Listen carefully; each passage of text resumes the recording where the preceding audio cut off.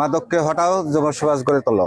এবং আমাদের চরপাড়া গ্রামের মাদককে আমরা না করে এবং মাদকের বিরুদ্ধে আন্দোলন করে আমরা সফল হয়েছি।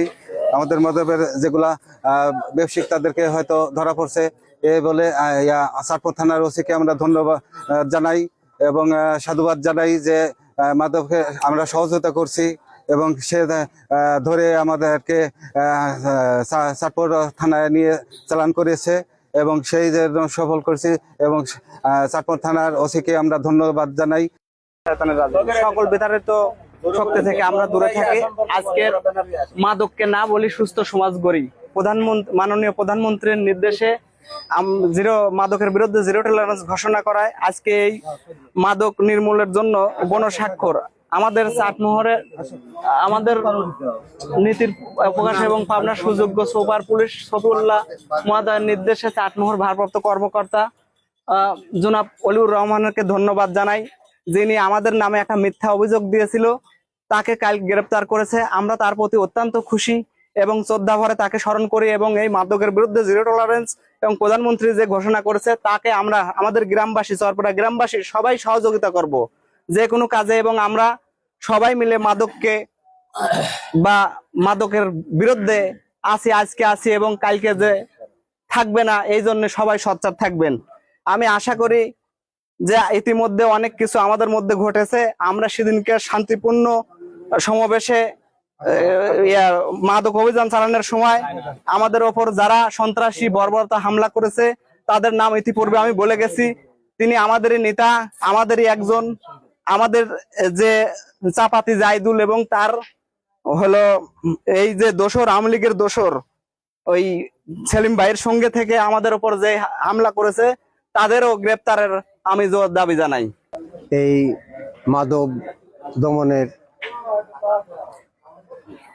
আলোচনা সভার একটা কর্মসূচির ছালফাল উদ্যোগ নিয়েছে, তাতে সুন্দর প্রস্তাব বা সেই মারফতে আমরা এখানে হাজির হয়েছি। মাদক মুক্ত এলাকা সকলেই চায়, সকলেই এটা সুন্দর পরিবেশনা চায়। বর্তমান সরকার থেকে শুরু করিয়ে বাড়ির গার্জেনরা পর্যন্ত চায় যে মাদক মুক্ত বাংলাদেশ গড়ুক, গ্রাম গড়ুক, সব জায়গায় গড়ুক। কিন্তু তার আগে নিজের ঘরে নিজে সামলাতে হবে। আমার সন্তান রাত 10টা পর্যন্ত কোথায় রইল কেউ যদি খোঁজ না নেই তাহলে তো আমার ছেলে খারাপ হবেই। তাই এই মাদক মুক্ত রাখতে হলে আগে নিজের ঘরকে সামলাতে হবে, নিজের ঘরকে আগে সমাধানে আনতে হবে।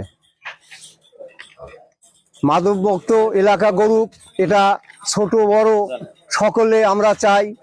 আমরা ইউনিয়ন পরিষদ থেকেও আমরা সেটা আলোচনা করেছি এর আগে যে মাদক মুক্ত এলাকা গড়তে হবে, মাদক মুক্ত রাখতে হবে।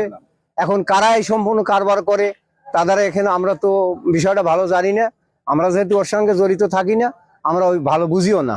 যারা বোঝে, যারা জানে, তারা এই সম্পূর্ণ জিনিসগুলো প্রশাসনের মাধ্যমে যোগাযোগ করে আমি তাদেরকে যদি অবগত করিয়ে পারে সবচাইতে তাকে ধন্যবাদ জানাবো।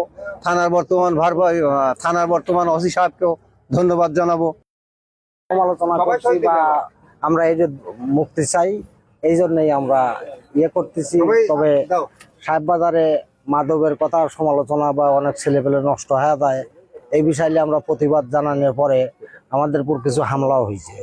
হামলা হওয়ার পরে তখন আর কি এখনো বাজারে টাজারে গেলি পরে এমন কথা বলে যে দক্ষিণ পাড়ার শালাঘরে পিঠে 1 কোটি টাকা জরিমানা দেবো, এরকম ধরনের সমালোচনা করে। এখন আমরা চাচ্ছি যে এই ব্যবস্থাটাও চাই যে এটা কেন বলে বা তারা সহজাতি করে এই মাদকগুলি বিক্রি করে। সেলিম রিজার বউ মাদকের ব্যবসা করে, তাতে সে আটকা পড়ছে জানেনি। আর এখন ধরেন যে সেলিম রিজা আবার সে এই ব্যবসা করছে দোকানদারের সাথে, ওই যে এটা নাম কি আশরাফুল আর হলো গার ওই কুতুব আর হচ্ছে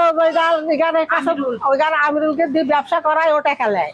তারপরে সেইগুলি আমার পাড়া চাউল পাল যা ধরেছে আর ওগারে মারার আক্রমণ করে অথবা ওগারে কেস পর্যন্ত মনে হয় করে দিছে। আর এখানে তারপরে সেলিম রিজা যখন এইগুলি করে সেখন আমার কেউ ছিল না।